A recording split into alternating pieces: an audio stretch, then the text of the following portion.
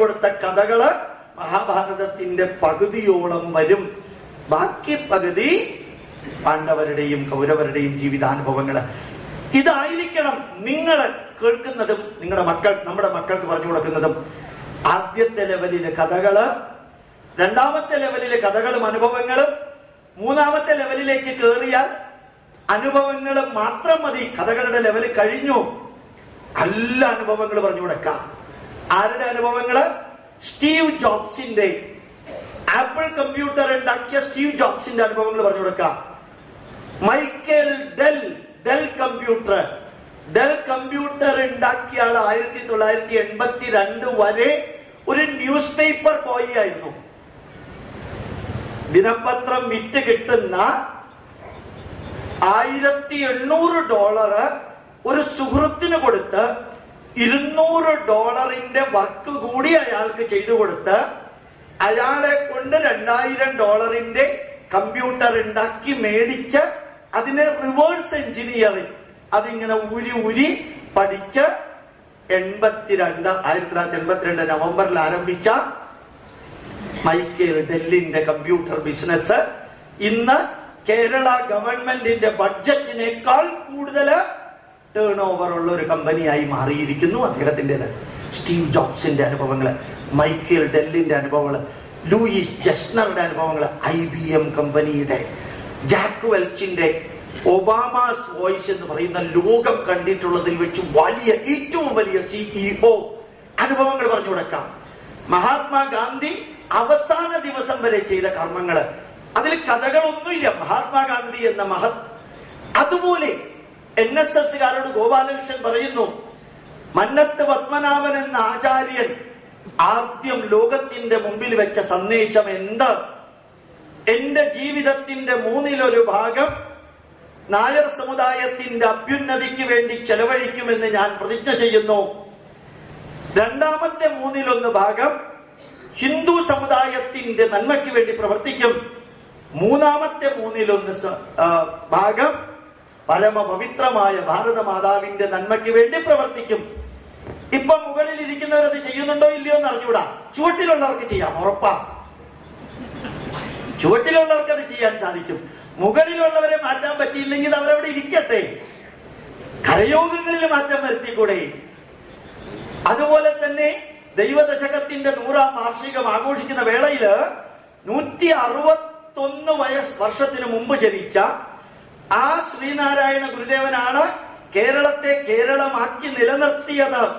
ഉറപ്പ് ചട്ടമ്പി സ്വാമികളും അതുപോലെ തന്നെ ശ്രീനാരായണ ഗുരുദേവനെ കൈകോർത്ത് പിടിച്ച് ശ്രീ കൃഷ്ണപിള്ളയെ, ശ്രീ നീലകണ്ഠപിള്ളയെ ക്രിസ്തുമത ചേതനം പഠിപ്പിച്ച്, അപ്പുറത്ത് ശ്രീ കൃഷ്ണൻ ആശാനെ ക്രിസ്തുമത ചേതനം പഠിപ്പിച്ച്, കോട്ടയത്ത് നിന്ന് വടക്കോട്ട് നീലകണ്ഠപിള്ളയെയും കോട്ടയത്ത് നിന്ന് തെക്കോട്ട് കൃഷ്ണനാശാനെയും ഈ മതപരിവർത്തനത്തെ തടയാൻ വേണ്ടി പഠിപ്പിച്ചു വിട്ടുന്നു മാത്രമല്ല, ചെങ്ങന്നൂരിൽ നിന്ന് കളയിക്കാവിള വരെ ഹിന്ദു ധർമ്മത്തിൽ നിന്ന് മതം മാറിപ്പോയവരെ 125 വർഷങ്ങൾക്ക് മുമ്പ് മുതൽക്ക് തിരിച്ചു കൊണ്ടുവന്ന അമാനുഷികനായ അവതാരമായ ആചാര്യനാണ് ശ്രീനാരായണ ഗുരുദേവൻ.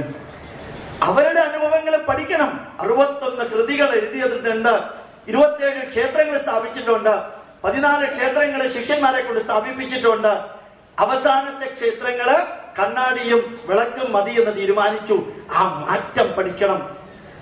ഇപ്പുറത്തേക്ക് വന്നാൽ 3ാമത്തെ ലെവലിലെത്തിയാൽ രാമന്റെ, ലക്ഷ്മണന്റെ, ഭരതന്റെ, ശത്രുഘ്നന്റെ, ദശരഥന്റെ, അദ്ദേഹത്തിന്റെ 3 ഭാര്യമാരുടെ, രാമന്റെ, അതുപോലെ തന്നെ രാമനുമായി ബന്ധപ്പെട്ട വസിഷ്ഠന്റെ, ഇപ്പുറത്ത് ബാലിസുഗ്രീവന്റെയും ഹനുമാന്റെയും, അപ്പുറത്ത് രാവണൻ, വിഭീഷണൻ, കുംഭകർണൻ, മണ്ഡോദരി, ഇടയ്ക്കൊരു ജടായു, ഇടയ്ക്കൊരു അഹല്യ, ശബരി, 20 പേരുടെ ജീവിതാനുഭവങ്ങൾ നിങ്ങൾക്കറിയാം. ജീവിതാനുഭവങ്ങൾ നമുക്കറിയാം. പക്ഷെ അറിയാമെന്നുള്ളത് അറിഞ്ഞൂടാ. അതാണ് നമുക്ക് പറ്റിയ അബദ്ധം. അറിയാമെന്നുള്ളത് അറിഞ്ഞൂടാ. We know that, but we do not know we know that. We are not ignorant, but we think we are ignorant. Ramayanam വായിച്ചിട്ടുണ്ട്, പ്രസംഗം വായിച്ചിട്ടുണ്ട്, എന്തെങ്കിലും അറിയോ? എന്താ അറിയാനാ? അതല്ല, അറിയാം നമുക്ക്. അപ്പോ കഥയുടെ ലെവല്, അതിൽ നിന്ന് മഹാഭാരതത്തിന്റെ അനുഭവത്തിന്റെ ലെവല്, അതിനകത്ത് കഥയുണ്ട്. പുരാണത്തിന്റെ ലെവല്, മഹാഭാരതത്തിന്റെ ലെവല്, അതുപോലെ തന്നെ വാൽമീകി രാമായണത്തിന്റെ ലെവല്, മറക്കരുത് 5 വാക്കുകള്. അടുത്തത് വേദത്തിന്റെ ലെവല്. പഠിക്കണം, പഠിക്കണം. അത് വരേണ്യവർഗത്തിലുള്ളതല്ല വേദം, അത് സവർണർക്കുള്ളതല്ല വേദം. വേദങ്ങള് പഠിക്കണമെന്നൊരു വാക്ക് ഞാൻ ഇപ്പൊ പറയാൻ കാരണം പണ്ട് പറയില്ല. സത്യസായി ബാബയുടെ കർമ്മമണ്ഡലത്തിലുള്ള ആയിരക്കണക്കിന് വ്യക്തികള് ത്രൂ ഔട്ട് ക്രിസ്ത്യാനികളെയും മുസ്ലിങ്ങളെയും ഉൾപ്പെടെ വേദമന്ത്രങ്ങൾ പഠിപ്പിക്കുന്നുണ്ട്. ഒരു ഉജ്ജ്വലമായിട്ടുള്ള സംഭാവന, ഏറ്റവും ഉജ്ജ്വലമായിട്ടുള്ള സംഭാവന. ശ്രുതി തെറ്റാതെ പഠിപ്പിക്കുന്നുണ്ട്. എനിക്ക് ഭയങ്കര സന്തോഷം തോന്നി.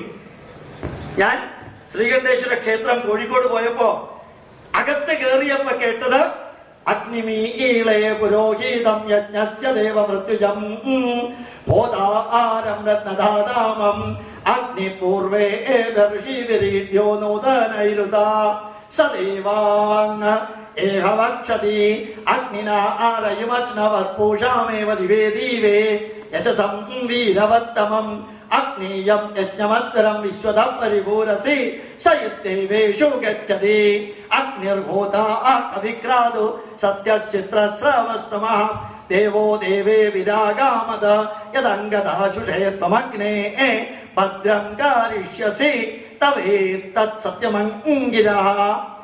ഋഗ്വേദത്തിന്റെ 8 വരി. ആ വൈബ്രേഷൻ മതി ന്യൂറോ ലിംഗ്വിസ്റ്റിക് എഫക്ട് ഉണ്ടാക്കാൻ, അർത്ഥം മനസ്സിലാക്കാൻ എന്നെങ്കിലും നിങ്ങൾക്ക് സാധിച്ചാൽ. വളരെ സാധിക്കണം നിർബന്ധമില്ല. അർത്ഥം പിന്നീടെങ്കിലും മനസ്സിലാക്കാൻ സാധിച്ചാൽ സൈക്കോ ലിംഗ്വിസ്റ്റിക് എഫക്ട്, ആ അർത്ഥം കേട്ട് ജീവിതത്തെ ധന്യമാക്കാൻ, അത് 4ാമത്തെ ലെവല്. 1 പുരാണത്തിന്റെ ലെവല്, 2 മഹാഭാരതത്തിന്റെ ലെവല്, 3 വാൽമീകി രാമായണം. വാൽമീകി രാമായണം തന്നെ പറയണം. അധ്യാത്മ രാമായണം ബ്രഹ്മാണ്ഡ പുരാണത്തിന്റെ ഭാഗമാണ്. വാൽമീകി രാമായണത്തിന്റെ ലെവല് 3, 4ാമത്തേത് വേദത്തിന്റെ ലെവല്, 5ാമത്തേത് ഉപനിഷത്തിന്റെ ലെവല്, അവസാനത്തെ ലെവല്. ആ ലെവലില് നമ്മൾ എത്തണ്ട. സാധാരണ മനുഷ്യരാ, ഈ ലോകത്തിൽ ജീവിക്കണ്ടേ. ഇപ്പൊ തന്നെ ചിലര് ഗോപാലകൃഷ്ണന്റെ പ്രഭാഷണം ചെറുകോൽപ്പുഴ പമ്പാതീരത്ത് കേൾക്കാൻ പോവാണെന്ന് ഭാര്യയോട് പറഞ്ഞാൽ ഭാര്യ പറയും, ഇപ്പൊ തന്നെ സന്യാസിയാവാൻ പോവാണ്. പ്രഭാഷണം കേൾക്കാൻ പോവാണെന്ന് പറഞ്ഞാൽ തന്നെ സന്യാസിയാവാൻ പോവാണോന്ന് ഭാര്യമാർക്ക് ഈ കാര്യത്തിൽ മാത്രം. ഭർത്താവ് അല്പം വെള്ളം അടിക്കുന്നതിൽ വലിയ വിഷമമൊന്നുമില്ല, നോൺ വെജിറ്റേറിയൻ കഴിക്കുന്നതിൽ വലിയ വിഷമമൊന്നുമില്ല, പാതിരാത്രിക്ക് തിരിച്ചു വരുന്നുള്ളൂ എന്നുള്ളതിൽ വലിയ കുഴപ്പമൊന്നുമില്ല, ക്ലബ് ആക്ടിവിറ്റീസിലുണ്ടെങ്കിൽ വലിയ കുഴപ്പമൊന്നുമില്ല, കൈക്കൂലി വാങ്ങിക്കുന്നതിൽ കുഴപ്പമില്ല. പക്ഷേ ആത്മീയതയിലേക്ക് ആരെങ്കിലും പൈതൃകത്തിലേക്ക് പോയാൽ ഇനി എത്ര ദിവസം നിങ്ങളെ ഇങ്ങനെ കാണാം, ഇനി കാവ്യ എന്നാ ഉടുക്കാന്നാ ചിലരൊക്കെ ചോദിക്കണത്. എന്നിട്ട് തിരിച്ചൊരു ചോദ്യം ചോദിച്ചു.